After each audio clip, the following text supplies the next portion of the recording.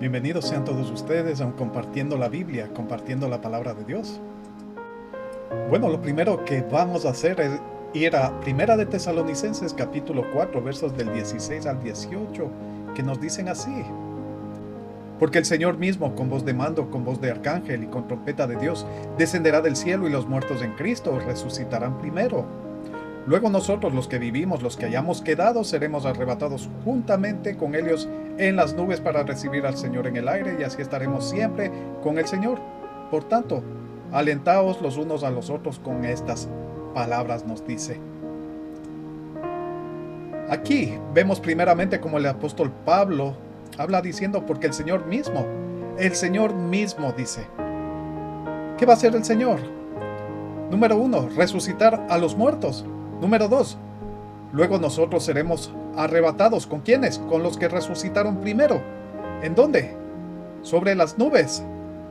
Una vez que hayamos sido arrebatados, sacados, tomados juntos con los que resucitaron a causa del Señor, y que su voz de mando, su voz de arcángel y con trompeta de Dios, recibiremos al Señor en el aire.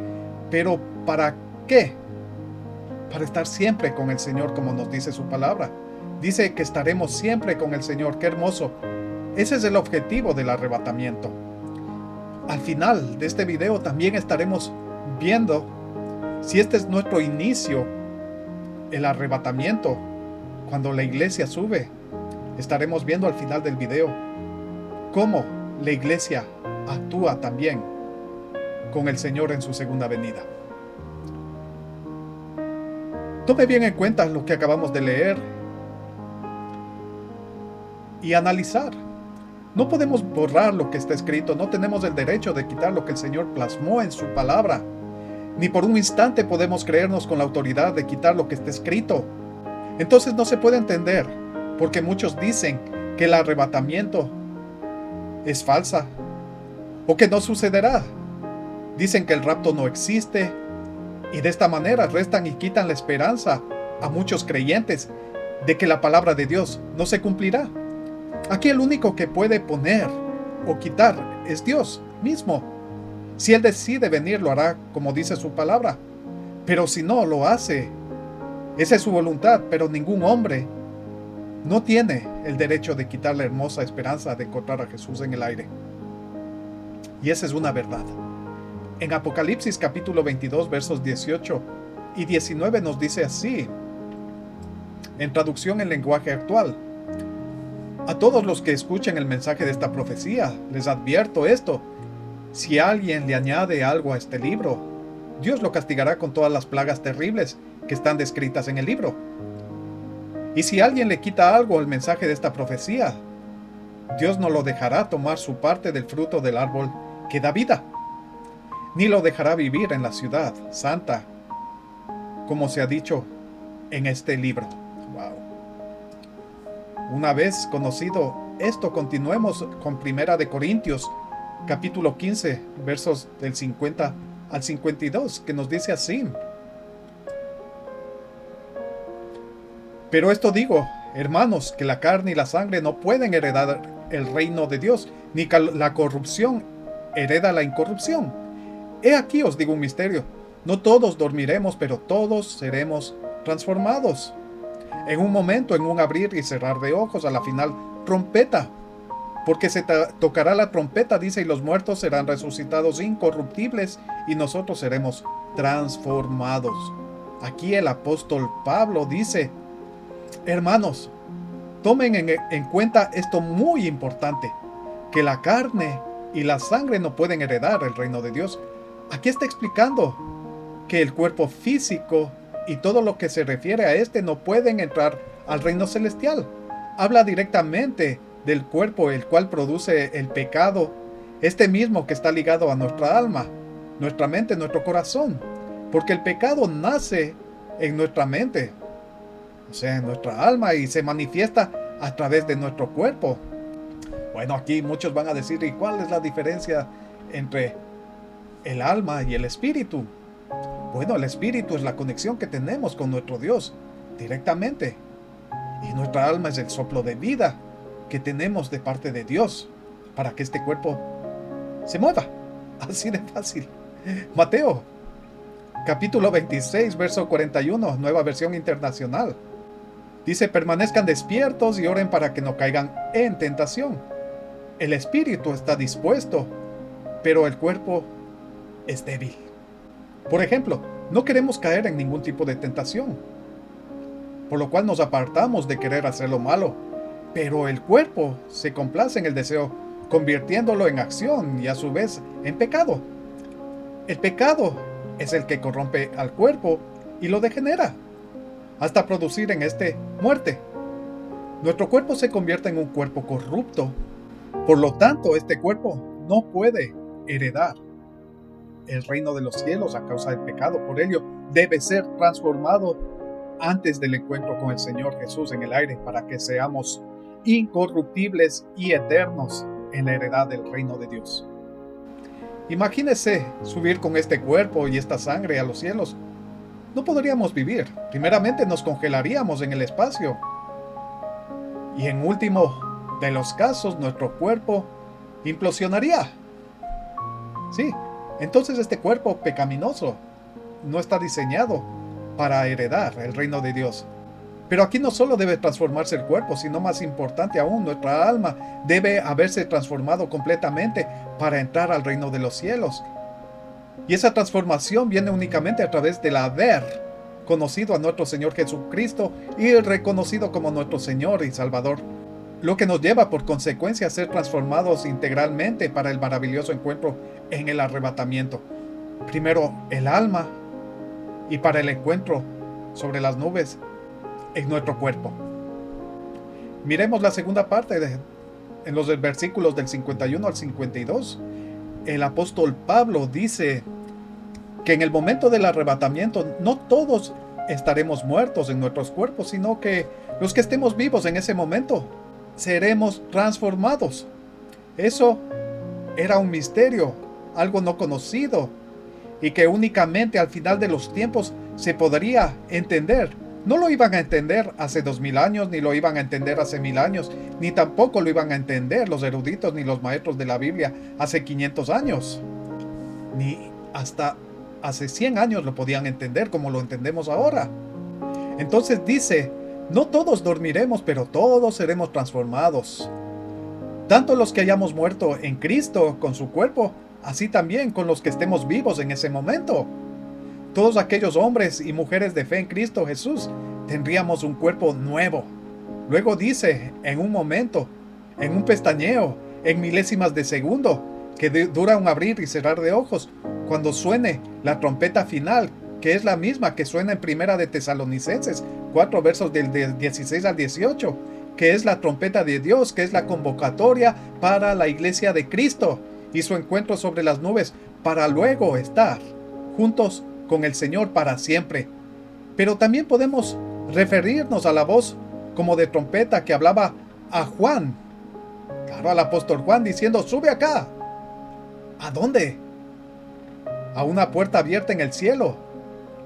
El llamar a Juan tiene una connotación importante para nosotros los cristianos, ya que a partir del capítulo 4 de Apocalipsis, la iglesia de Cristo ya no es tomada en cuenta hasta el capítulo 19, ya que ésta estará con el Señor.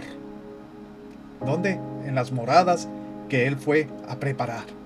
Toma en cuenta que no es la misma trompeta de Apocalipsis 11 del 15 al 19, que es la final trompeta, la que traerá juicio y la que es tocada por un ángel. La trompeta que toca el Señor es la trompeta de Dios, como lo podemos ver también en Zacarías capítulo 9, verso 14. Leamos Zacarías 9:14. Dice, el Señor se aparecerá sobre ellos y como un relámpago saldrá su flecha.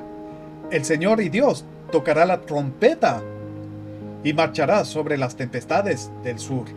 Ahora leamos Apocalipsis capítulo 4, verso 1, que nos dice así. Después de esto miré y aquí una puerta abierta en el cielo. Esta es la puerta. Y el Señor llamaba a Juan. Y dice, y la primera voz que oí, dice Juan, como de trompeta hablando conmigo, dijo, sube acá y yo te mostraré las cosas que sucederán después de estas. Antes que continuemos, quiero hacerte ver la diferencia muy marcada entre lo que es el arrebatamiento y lo que es la segunda venida, ya que muchos que desconocen están confundidos, y lo peor de todo es que confunden y les quitan la esperanza y el gozo del resto de hermanos cristianos quienes no estudian la palabra del Señor. Para el arrebatamiento, el encuentro con el Señor será en el aire, sobre las nubes. Veamos 1 de Tesalonicenses 4:17, dice: luego nosotros, los que vivimos, los que hayamos quedado, seremos arrebatados juntamente con ellos en las nubes para recibir al Señor en el aire, y así estaremos siempre con el Señor. Para la segunda venida, al final de la gran tribulación, el Señor será visible y descenderá con sus pies y se mostrará en Jerusalén, así lo dice la palabra de Dios. Miremos Zacarías capítulo 14, versos 3 y 4, que nos dice: después saldrá Jehová y peleará con aquellas naciones, como peleó en el día de la batalla.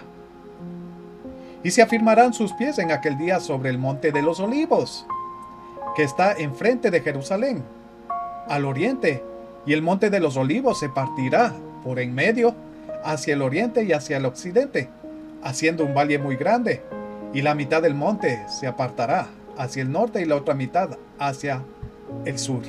Gran diferencia, ¿verdad? Quiero leer otra versión. Habíamos leído en Reina Valera, ahora me gustaría leer en Nueva Traducción Viviente. Zacarías 14:3-4, que nos dice así: luego el Señor saldrá a pelear contra esas naciones como lo hizo en tiempos pasados. En aquel día sus pies estarán sobre el monte de los olivos, al oriente de Jerusalén. Entonces el monte de los olivos se partirá, formando un extenso valle del oriente al occidente. La mitad del monte se desplazará hacia el norte y la otra hacia el sur.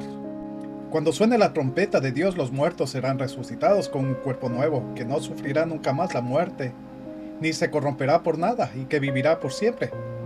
Y nosotros seremos transformados, por lo cual también poseeremos un cuerpo inmune a todo mal, a todo desgaste, inmune a enfermedades, pero sobre todo inmune a la muerte. ¿Por qué debemos creer en este suceso tan maravilloso que nos llena de esperanza? Miremos lo que dice en Juan capítulo 14, versos del 1 al 3. Vamos a leerlo en la traducción en lenguaje actual. Poco después, Jesús les dijo a sus discípulos: no se preocupen, confíen en Dios y confíen también en mí. En la casa de mi Padre hay lugar para todos.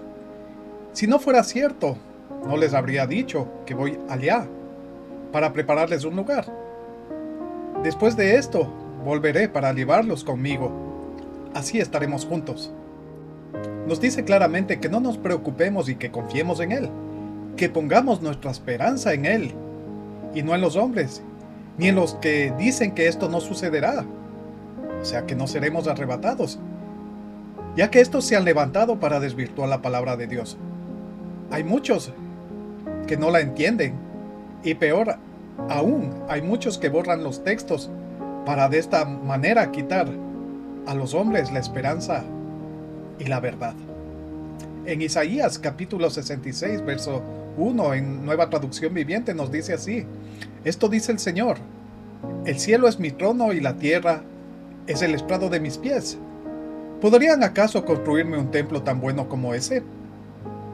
¿Podrían construirme un lugar de descanso así? Imposible.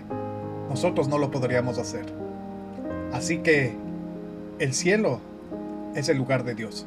En 2 de Corintios capítulo 5, verso 1, Nueva Versión Internacional, dice: de hecho, sabemos que si esta tienda de campaña en que vivimos se deshace, tenemos de Dios un edificio, una casa eterna en el cielo, no construida por manos humanas. Usted solamente mire, escuche y guarde la palabra de Dios en sus corazones. Así que la casa eterna está en el cielo, dice. Apocalipsis capítulo 4, versos del 1 al 6, traducción en lenguaje actual. Después de esto, vi una puerta abierta en el cielo. Entonces la voz que había escuchado al principio y que resonaba tan fuerte como una trompeta, me dijo: acércate, voy a enseñarte lo que está por suceder. En ese mismo instante quedé bajo el poder del Espíritu Santo y vi un trono en el cielo. Sobre el trono estaba sentado alguien que brillaba como un diamante o como un rubí. Alrededor del trono un arco iris brillaba como una esmeralda. Había también otros 24 tronos, los cuales formaban un círculo, y en ellos estaban sentados 24 ancianos.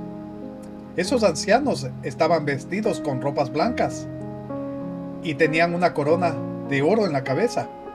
Del trono salían ruidos, truenos y relámpagos. Y delante del trono ardían 7 antorchas, que son los 7 espíritus de Dios. Delante del trono había también algo que era transparente, como el cristal, y que parecía un mar. Así es como el apóstol Juan subió al cielo, al lugar donde se encuentra no solamente el Dios Todopoderoso, sino 24 tronos ocupados por 24 ancianos. Imagínense, tan hermoso. Eclesiastés capítulo 5 verso 2, Nueva Versión Internacional, dice: no te apresures ni con la boca ni con el corazón a hacer promesas delante de Dios. Él está en el cielo y tú estás en la tierra. Mide pues tus palabras. ¿Dónde está Dios? Está en el cielo. Entonces la casa de Dios está en el cielo. La pregunta aquí es: ¿dónde fue el Señor Jesús cuando frente a los ojos de los discípulos y de muchos testigos ascendió? La respuesta es: al reino de los cielos. Dijo que iba a preparar morada para sus discípulos y todos aquellos que lo seguían. Los seguidores de Cristo nos llamamos cristianos. Entonces fue a preparar lugar para todos los verdaderos cristianos en la casa del Padre. Y aquí es donde digo: qué raro. Si el Señor Jesús fue a la casa del Padre que está en los cielos a preparar morada para todos sus seguidores, entonces, ¿por qué muchos niegan que va a haber un rapto secreto, diciendo que Jesús únicamente vendrá al final de los tiempos, en su segunda venida? Y que por qué prepararía el Señor Jesús lugar para su iglesia allá en los cielos si no iba a cumplir la promesa de que regresaría a tomarnos. Aquí hay que aclarar que tomar también significa llevar, remover de la tierra al cielo. Esto en cuanto al arrebatamiento. Recordemos que en la segunda venida Jesús viene a destruir con la espada de su boca a todos los que harán guerra contra Israel. Luego enviará al anticristo y al falso profeta al lago de fuego y azufre. Será el fin del pecado y la maldad. Pero lo más grande, que el Señor Jesús establecerá su reino eterno y restaurará la justicia y la paz. Todos estamos de acuerdo en que Jesús vendrá por segunda vez. Y cuando lo haga, todas las cosas serán hechas nuevas. Podemos decir de esta forma que a partir de ese instante la muerte morirá. ¡Wow! El pecado cesará y que todos los que se encuentren ahí tendrán su nuevo inicio en el milenio. El regreso de nuestro Señor Jesús es lo que todo cristiano anhela y espera con fe, tanto en el arrebatamiento como aquellos que pasarán por la gran tribulación y después de ello la segunda venida de nuestro Señor Jesucristo. Muchos no están de acuerdo, pero si vamos a la palabra de Dios, encontramos tal y cual lo estoy exponiendo. Algunos dicen que el milenio lo estamos viviendo hoy. Otros interpretan las escrituras diciendo que dice que Jesús gobernará en la tierra por 1000 años literales antes del juicio final. En Apocalipsis 20 nos explica que Jesús vendrá a reinar y hoy no está reinando. El pueblo de Israel está aún disperso, no se ha hecho presente el anticristo ni el falso profeta, ni han sido enviados al lago de fuego y azufre. Primero, la iglesia debe ser removida en el arrebatamiento. Debe iniciarse los 7 años de gran tribulación. El anticristo se debe sentar en el templo de Dios como si fuera Dios. Debe haber la guerra de Armagedón, como lo dice en Apocalipsis 16 del 12 al 16. Y luego el fin, donde el anticristo y el falso profeta serán echados al lago de fuego y azufre.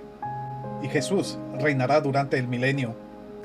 Vayamos a Apocalipsis capítulo 16 versos del 12 al 16, que nos dice así: El sexto ángel derramó su copa sobre el gran río Éufrates, y el agua de éste se secó, para que estuviese preparado el camino a los reyes del oriente. Y vi salir de la boca del dragón y de la boca de la bestia y de la boca del falso profeta 3 espíritus inmundos a manera de ranas, pues son espíritus de demonios, que hacen señales, y van a los reyes de la tierra en todo el mundo, para reunirlos a la batalla de aquel gran día del Dios Todopoderoso. He aquí, yo vengo como ladrón. Bienaventurado el que vela y guarda sus ropas, para que no ande desnudo y vean su vergüenza. Después de eso dice en el 16, y los reunió en el lugar que en hebreo se llama Armagedón. Y de ahí en adelante será el inicio del milenio. Ahora vamos a Apocalipsis capítulo 21, verso 1, que nos dice así: Vi un cielo nuevo y una tierra nueva, porque el primer cielo y la primera tierra pasaron, y el mar ya no existía más.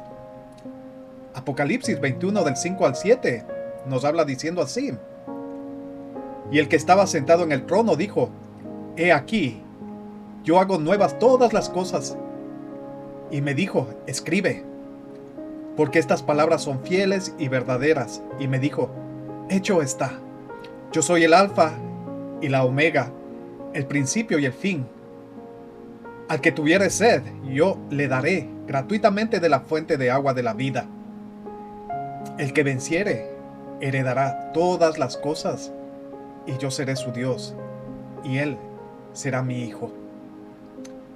Una vez conocido esto, podemos regresar a nuestro estudio.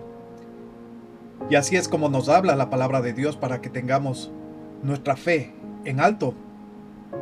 No debemos de caer en la esperanza bendita que nos ha dado nuestro Señor, al decir que Él vendrá nuevamente por nosotros para llevarnos a la casa del Padre. Y es esto lo que nos debe motivar a esperar con alegría. Leamos en el Evangelio de Juan, que nos dice así, y lo vamos a estar leyendo en la Nueva Traducción Viviente y en el Reina Valera. Así que aliste su Biblia, Juan 14, versos del 1 al 13, Nueva Traducción Viviente, que nos dice así: No dejen que el corazón se les llene de angustia. Confíen en Dios y confíen también en mí. En el hogar de mi Padre hay lugar más que suficiente. Si no fuera así, ¿acaso les habría dicho que voy a prepararles un lugar? Cuando todo esté listo, volveré para llevarlos, para que siempre estén conmigo donde yo estoy. Amén. Qué hermoso. Vamos a ver el mismo Juan 14. Vamos a leerlo ahora en la versión Reina Valera, pero vamos a hacerlo del versículo 1 al versículo 6, que dice así: No se turbe vuestro corazón. ¿Creéis en Dios? Creed también en mí. En la casa de mi Padre muchas moradas hay. Si así no fuera, yo os lo hubiera dicho. Voy pues a preparar lugar para vosotros. Y si me fuere y os preparare lugar, vendré otra vez y os tomaré a mí mismo, para que donde yo estoy, vosotros también estéis. Y sabéis a dónde voy, y sabéis el camino. Le dijo Tomás: Señor, no sabemos a dónde vas. ¿Cómo pues podemos saber el camino? Jesús le dijo: Yo soy el camino y la verdad y la vida. Nadie viene al Padre sino por mí. Qué hermoso.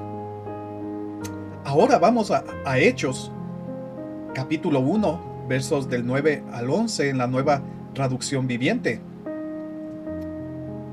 Después de decir esto, Jesús fue levantado en una nube mientras ellos observaban, hasta que ya no pudieron verlo. Mientras se esforzaban por verlo ascender al cielo, dos hombres vestidos con túnicas blancas de repente se pusieron en medio de ellos. Y les dijeron, claro, hombres de Galilea, les dijeron, ¿por qué están aquí parados, mirando al cielo? Jesús fue tomado de entre ustedes y llevado al cielo. Pero un día volverá del cielo de la misma manera en que lo vieron irse.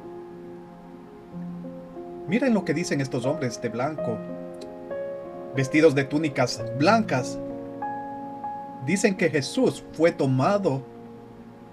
Eso quiere decir que fue arrebatado y llevado a los cielos. Pero lo impresionante es que también dicen, pero algún día volverá del cielo de la misma manera en que lo vieron irse.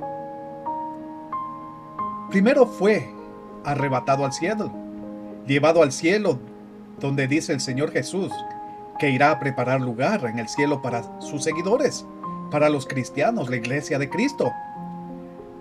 Después dice que regresará para arrebatar a su iglesia, para que donde Él está, nosotros también estemos, en la casa del Padre. No sé si usted se puede dar cuenta de lo maravilloso de esto. No hay donde confundirse. Wow. Esto, a diferencia de la segunda venida, no hay donde confundirse, tanto el arrebatamiento como la segunda venida. Jesús regresará en caballo blanco para pelear por su pueblo en la guerra de Armagedón, en donde con sus pies hará dos valles. Para que suceda eso, habrá grandes terremotos, por supuesto. Solo imagínese cómo va a ser. Y con la tecnología todo el mundo lo va a ver, todo el mundo va a saber. El anticristo, junto a los reyes y pueblos que vienen contra Israel, serán despedazados y serán echados al lago de fuego y azufre. Tanto el anticristo como el falso profeta. Ellos serán lanzados. Y a partir de ese momento, el Señor iniciará una nueva etapa para los que estén en ese momento. De eso hablaremos un poquito más tarde. Ahora veamos Apocalipsis capítulo 21, verso 1, en la Nueva Traducción Viviente. Entonces vi un cielo nuevo y una tierra nueva, porque el primer cielo y la primera tierra habían desaparecido, y también el mar. Apocalipsis 21, verso 4. Él le secará toda lágrima de los ojos, y no habrá más muerte, ni tristeza, ni llanto, ni dolor. Todas esas cosas ya no existirán más. En especial, la segunda venida de nuestro Señor Jesucristo, en especial, es por el pueblo de Israel, el pueblo judío.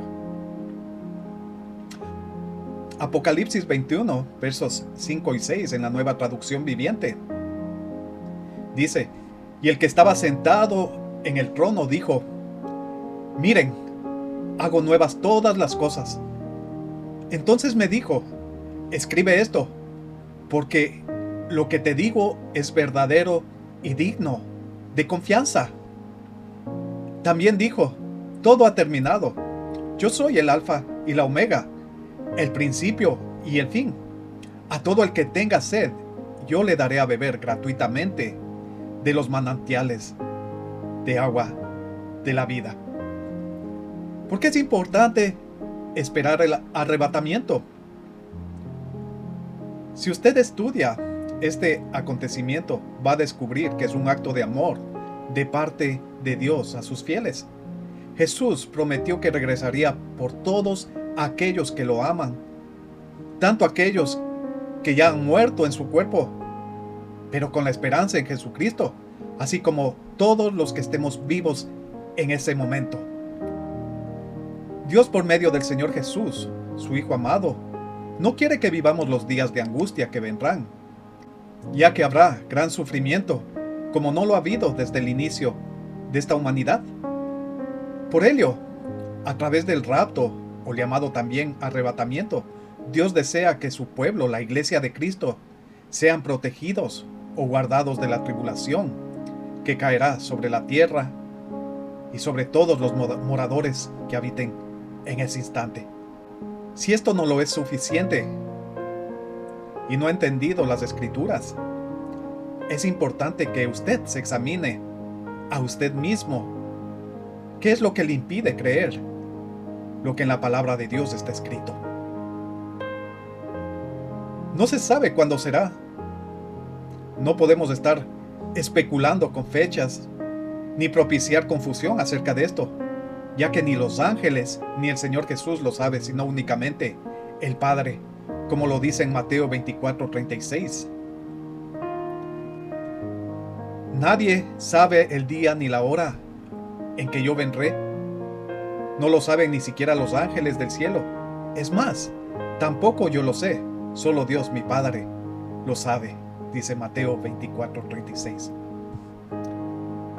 Pero lo que sí entendemos son los tiempos, y sabemos que la semana 70 está por comenzar de acuerdo a los acontecimientos mundiales y todos los eventos que se van desarrollando con bastante rapidez. Recuerde que estamos viviendo en el periodo de gracia desde la muerte y resurrección de nuestro Señor Jesús y los 70 años después de Cristo con la destrucción de Jerusalén y el templo a manos de los romanos. Quiero que tome en cuenta algo muy importante, ya que el Señor nos hace ver, registrando su palabra, que el reino de Dios les fue quitado a Israel para dárselo a los gentiles, quienes abrazarían la gracia y la misericordia dada por el Señor Jesucristo a través de su sacrificio expiatorio en la cruz del Calvario. Y luego la resurrección. Por tanto, a partir de ese momento, Dios ha otorgado como iglesia 2000 años para que la gracia del Señor se extendiera por toda la tierra a través de la predicación de que el reino de Dios se ha acercado. Al final de este tiempo de gracia que estamos por concluir, se iniciará la semana 70 de Daniel. Esto quiere decir que falta que se cumpla una semana de 7 años, que son los 7 años de gran tribulación, en donde el anticristo y el falso profeta harán su aparición. Veamos Daniel capítulo 9, verso 27, en el Reina Valera, que nos dice así: y por otra semana confirmará el pacto con muchos. A la mitad de la semana hará cesar el sacrificio y la ofrenda. Después, con la muchedumbre de las abominaciones, vendrá el desolador, hasta que venga la consumación, y lo que está determinado se derrame sobre el desolador. Este pacto será lo que le inicia al anticristo, el pacto de paz y seguridad, ya que este será quien confirme este pacto de paz, tanto de la parte de Israel, como con todos aquellos enemigos, los mismos que se están mostrando más aún en estos días. Usted puede ahora saber quiénes son los enemigos de Israel, y esos enemigos estarán en ese pacto de paz y seguridad por un tiempo que durará 3 años y medio. Tome en cuenta que la semana 70 está designada sobre todo para el pueblo de Israel, y será el anticristo quien dispare el inicio de la semana 70. En este tiempo habrá muchos de la iglesia de Cristo que se habrán quedado al haber perdido el arrebatamiento, al no haber llevado una vida en santidad conforme a lo que Dios nos ha pedido. Mire lo que dice el Señor Jesús a los judíos en Mateo capítulo 21, verso 43. Les digo que a ustedes se les quitará el reino de Dios y se le dará a una nación que producirá el fruto esperado. O sea, Dios quitó ese reino de Dios al pueblo de Israel para dar a un pueblo, a una nación, dice, la cual producirá el fruto esperado. Y esa es la iglesia de Cristo. Leamos este mismo versículo, Mateo 21:43, en la Nueva Versión Internacional. que dice así: por eso digo que el reino de Dios se les quitará a ustedes, les dice al pueblo de Israel, y se le entregará a un pueblo que produzca los frutos del reino. Pero ¿qué es lo que está pasando con este pueblo que el Señor Dios Todopoderoso escogió para darles el reino de Dios? Pues hay pecado, hay demasiado pecado, hay homosexualismo, hay perversión, hay violencia, hay corrupción, hay mentira. Están para el aborto, usted sabe eso, y muchas otras cosas. Y mucha gente del pueblo de Dios dice: aceptamos eso.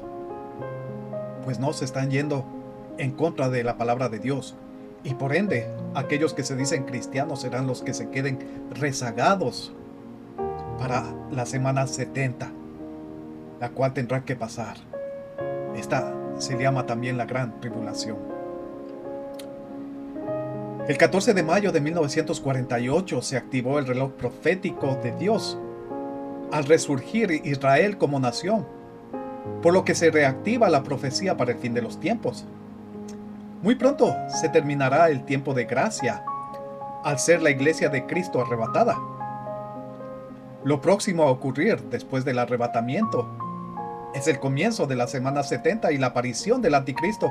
Por lo tanto, también inician los juicios sobre la tierra, los que terminarán con la segunda venida de Cristo a finales del séptimo año de la gran tribulación, donde el anticristo y el falso profeta serán echados en el lago de fuego que arde con azufre. Luego de esto, inician los 1000 años de gobierno del Señor Jesús y de aquellos que recibieron la facultad de juzgar. Recordemos que los santos que se encuentran en la tierra cuando Cristo regrese, estos son los que permanecerán en la tierra para entrar al reino milenial, con sus cuerpos terrenales. Porque habrá muchos gentiles y judíos que durante el tiempo de la gran tribulación también hayan muerto por su fe en Jesucristo. Además de los santos del Antiguo Testamento, quienes resucitarán y tendrán cuerpos glorificados.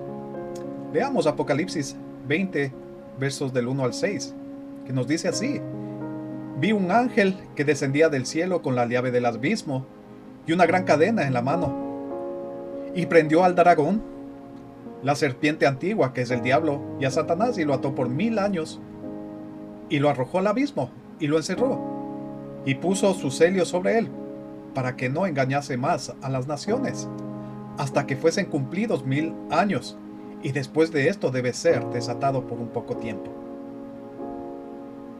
Y vi tronos, y se sentaron sobre ellos los que recibieron facultad de juzgar, y vi las almas de los decapitados por causa del testimonio de Jesús y por la palabra de Dios, los que no habían adorado a la bestia ni a su imagen, y que no recibieron la marca en sus frentes ni en sus manos, y vivieron y reinaron con Cristo 1000 años. Pero los otros muertos no volvieron a vivir, o sea, aquellos que nunca decidieron por Jesucristo. Entonces, ellos simplemente seguirán muertos hasta el final del milenio. Estoy en el versículo 5. Pero los otros muertos no volvieron a vivir hasta que se cumplieron 1000 años. Esta es la primera resurrección. Bienaventurado y santo el que tiene parte en la primera resurrección. La segunda muerte no tiene potestad sobre estos, sino que serán sacerdotes de Dios y de Cristo y reinarán con él 1000 años. Ahora vamos a Daniel capítulo 12, versos del 1 al 4, que nos dice así: en aquel tiempo se levantará Miguel, el gran príncipe que está de parte de los hijos de tu pueblo, o sea, del pueblo de Israel.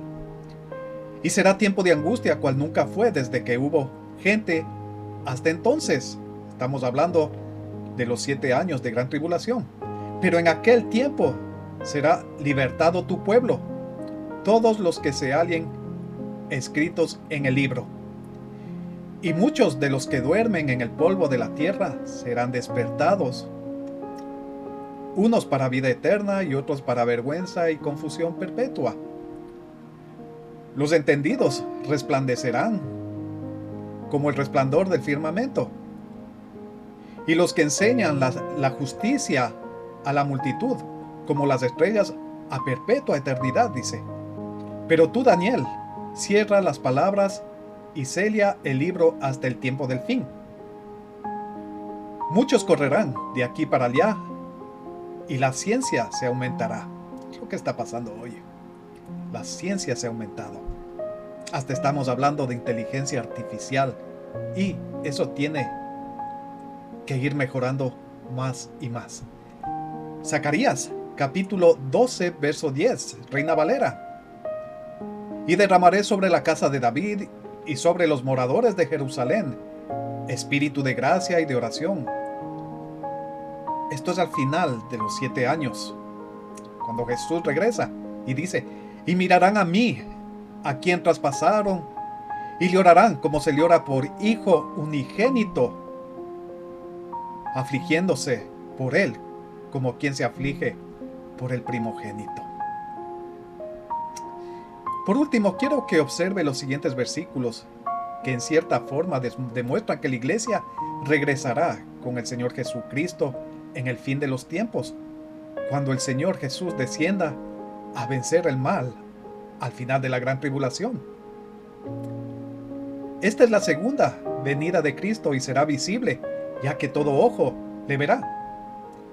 Pero sucede en el versículo 14 de Apocalipsis 19, que los ejércitos celestiales vestidos de lino fino, blanco y limpio le seguían en caballos blancos. Hay muchos que opinan diferente y dicen que son los ángeles quienes acompañan a Jesús en su segunda venida. Aunque es seguro que estos lo harán, pero este versículo hace referencia especial, el cual lo describe el apóstol Juan refiriéndose a los santos. Esto es importante, ya que han sido lavados en la sangre del Cordero de Dios y vienen con su Señor, como lo dice en Judas, a someter a juicio a todos para reprender a cada uno de los pecadores impíos por todas las malas obras que han cometido, así como por las injurias que han proferido contra el Señor. Esto es interesante, ¿verdad? Leamos Apocalipsis, capítulo 19, versos del 11 al 16, en el Reina Valera, que nos dice así. Entonces vi el cielo abierto, y he aquí un caballo blanco, y el que lo montaba se le llamaba Fiel y Verdadero, y con justicia juzga y pelea. Sus ojos eran como llama de fuego, y había en su cabeza muchas diademas, y tenía un nombre escrito que ninguno conocía sino él mismo. Estaba vestido de una ropa teñida en sangre, y su nombre es el Verbo de Dios. Y los ejércitos celestiales vestidos de lino finísimo, blanco y limpio le seguían en caballos blancos. De su boca sale una espada aguda para herir con ella a las naciones, y él las regirá con vara de hierro. Y él pisa el lagar del vino del furor y de la ira del Dios Todopoderoso. Y en su vestidura y en su muslo tiene escrito este nombre: Rey de Reyes y Señor de Señores. Qué hermoso. Usted y yo seremos parte de ese ejército. Somos nosotros la iglesia de Cristo, que está vestida de lino fino, blanco y limpio, que es la justicia de los santos. Veamos Apocalipsis 17:14. Dice así: pelearán contra el Cordero, y el Cordero los vencerá, porque Él es Señor de señores y Rey de reyes, y los que están con Él son llamados y elegidos y fieles. Aleluya. Ahora leamos Judas, capítulo 14, verso 15, en la Nueva Traducción Viviente, que nos dice así: Enoc, quien vivió en la 7ª generación después de Adán, profetizó acerca de estas personas. Dijo: escuchen, el Señor viene con incontables millares de sus santos. Aleluya. Millares de sus santos. En este mismo Judas capítulo 14, verso 15. Vamos a leerlo en la Nueva Versión Internacional, que nos dice así: también Enoc, el séptimo patriarca a partir de Adán, profetizó acerca de ellos. Miren, el Señor viene con millares y millares de sus santos para someter a juicio a todos y para reprender a cada uno de los pecadores impíos por todas las malas obras que han cometido, así como por las injurias que han proferido contra Él.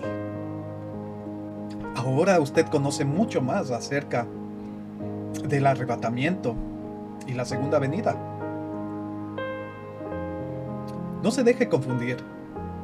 Espere con fe en aquel que usted creyó y que usted puso su corazón. Espérelo con alegría, con regocijo. No se deje quitar esa esperanza bendita. El Señor nos ha dado esa esperanza para que nosotros podamos ser felices y podamos estar tranquilos. Ese es el deseo de Dios. Ahora tome en cuenta lo siguiente, y esto es importante. Voy a hacer una diferencia rápida acerca en el arrebatamiento y en la segunda venida. En el arrebatamiento, Jesús aparecerá sobre las nubes. Y en la segunda venida, Jesús descenderá en Jerusalén, en el monte de los olivos. En el arrebatamiento, Jesús viene por la iglesia.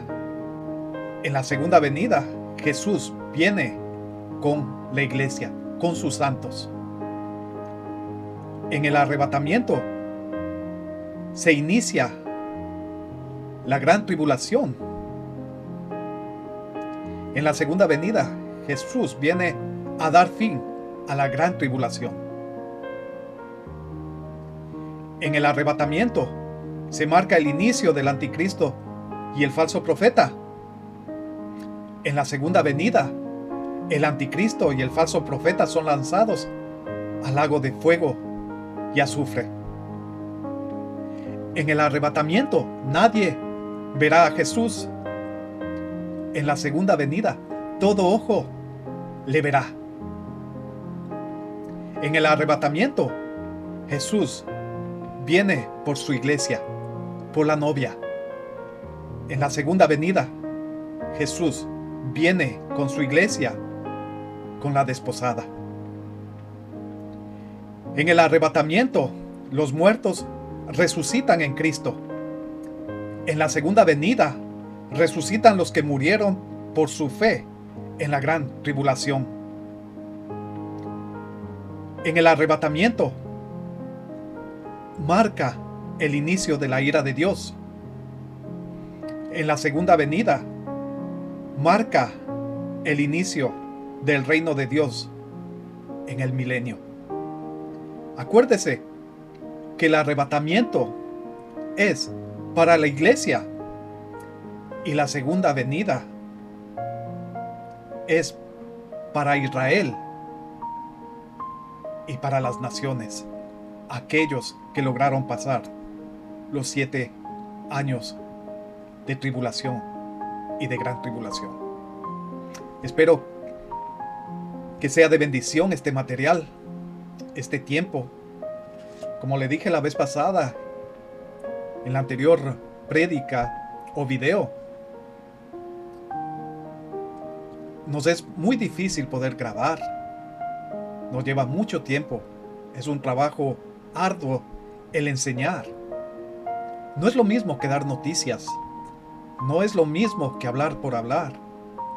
Tenemos que llegar con palabra de Dios para que usted aprenda y el Espíritu Santo toque sus vidas. Ore mucho por los siervos, aquellos que estamos llevando la palabra de Dios. Si usted mira estos videos, por favor, compártalos. Dé un me gusta, una manito arriba, para ver si de esa forma los algoritmos comparten nuestros videos, porque ahora, como estamos siendo censurados, nuestros videos no tienen alcance. Pero usted puede hacer la diferencia. Usted puede ayudar a que la palabra de Dios se comparta. Y de esa manera somos todos más que bendecidos en todo lo que hacemos para honra y gloria de nuestro Señor. Antes de terminar, quiero hacer una pequeña oración. Quiero agradecerle a usted, a cada uno de ustedes que están atrás de sus computadoras, de sus teléfonos, de sus tablets. Gracias por estar ahí, porque eso es de gran bendición para nuestras vidas. Gracias, porque yo sé que ustedes hacen el trabajo que nosotros tal vez no lo podemos hacer, y es el de compartir más la palabra de Dios. Porque por cada me gusta, o por cada vez que ustedes comparten, hay mucha más gente que llega a los pies de Cristo, y eso es muy importante. Le invito a hacer esta oración. Amado Padre, Dios Todopoderoso, te damos gracias en este día por tu palabra. Entendemos, Señor, que debemos estar preparados porque tú vienes pronto, y vienes por una iglesia limpia, pura y santa, Señor. Así es como tú nos quieres encontrar. Ayúdanos a permanecer despiertos, Señor, listos con tu palabra en nuestros corazones, Señor, en nuestros labios, que podamos escuchar el momento que tú toques la trompeta por la cual nosotros nos reuniremos y nos encontraremos contigo sobre las nubes. Gracias por ese gran privilegio, por ese amor tan grande, Señor, porque de millares de personas, Señor, tú nos has escogido a cada uno de nosotros para ser parte de esa iglesia de Cristo. Hemos entendido tu palabra.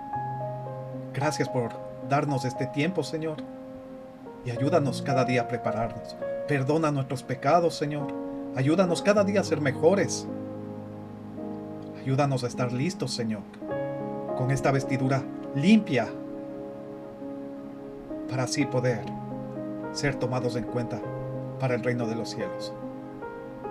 Oramos por aquellas personas, Señor, que deban escuchar tu palabra, que tú toques sus corazones, Señor, y que tú hagas la obra en ellos, Señor. No es por nosotros, sino por ti, Señor, porque tú haces la obra perfecta. Señor, toque esas vidas, recógelas donde quiera que se encuentren, Señor, y permite que muchos más puedan ser perdonados, lavados en tu sangre, Señor, e inscritos en el libro de la vida. Gracias por tu amor infinito y gracias por tu palabra. En el nombre de Cristo Jesús, nuestro Señor y Salvador. Amén y amén. Amén. Que Dios te bendiga. Gracias por estar ahí. Y si Dios lo permite, nos vemos la próxima. Que Dios te bendiga grandemente. Maranata. Cristo viene pronto. Bye.